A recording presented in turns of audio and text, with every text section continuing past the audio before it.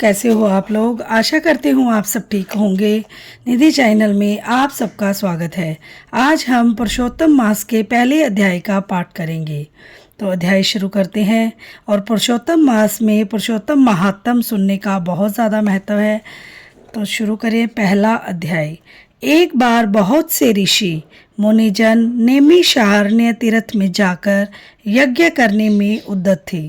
तो उसी समय श्री सूत जी तीर्थ यात्रा के निमित्त भ्रमण करते हुए अपने शिष्यों सहित वहां पर आए। मुनियों को देखकर नमस्कार कर आनंद मगन हो गए। वल्कल वस्त्र पहने, प्रसन्न मुख, शांत, परमार्थ में निपुण, चंदन से शोभायमान तुलसी की माला तथा जटाओं का मुकुट धारण किए हुए महाशरणम इस अद्भुत मंत्र को जपते हुए सूत जी को देखकर नैमिषारण्य के महर्षि लोग उठकर खड़े हो गए।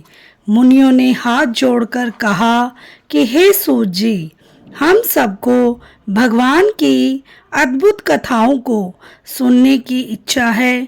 तब सूत जी ने प्रसन्नता से सब ऋषियों के आगे हाथ जोड़कर नमस्कार किया। ऋषि कहने लगे कि हे सूत जी, हमने आपके लिए सुंदर आसन बनाया है, आप इस पर बैठिए। आप बड़े भाग्यवान हो, अपने गुरु की कृपा से भागवत के रहस्यों का वर्णन करने की शक्ति प्राप्त की है।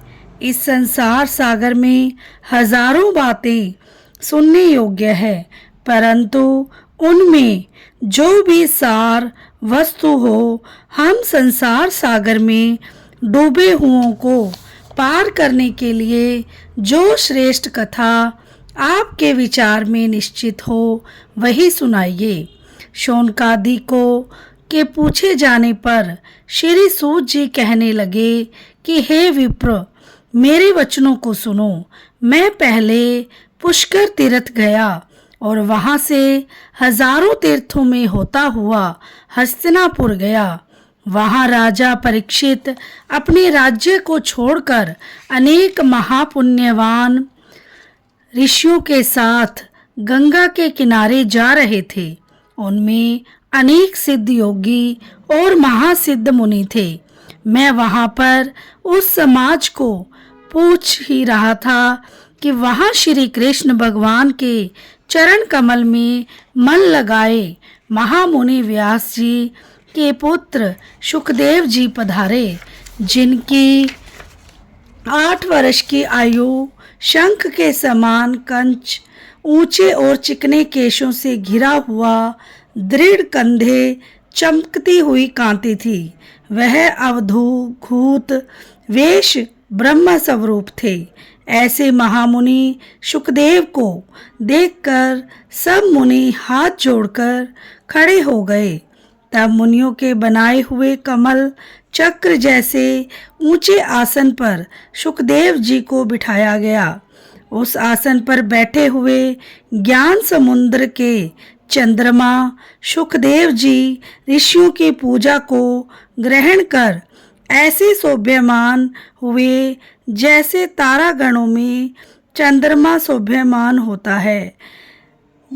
पुरुषोत्तम मास का पहला अध्याय समाप्त। और उसके बाद हमें कीर्तन अवश्य करना चाहिए।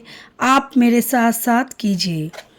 गोविंद मेरो है, गोपाल मेरो है, गोविंद मेरो है, गोपाल मेरो है, श्री बांके बिहारी नंदलाल मेरो है, गोविंद मेरो है, गोपाल मेरो है, श्री बांके बिहारी नंदलाल मेरो है, गोविंद मेरो है, गोपाल मेरो है, गोविंद मेरो है, गोपाल मेरो है, श्री बांके बिहारी नंदलाल मेरो है, गोविंद मेरो है, गोपाल मेरो है, गोविंद मेरो है गोपाल मेरो है, श्री बांके बिहारी नंदलाल मेरो है, गोविंद मेरो है गोपाल मेरो है, श्री बांके बिहारी नंदलाल मेरो है। बोलो श्री कृष्ण भगवान की जय हो। मिलते हैं नेक्स्ट वीडियो में नेक्स्ट अध्याय के साथ। राधे राधे।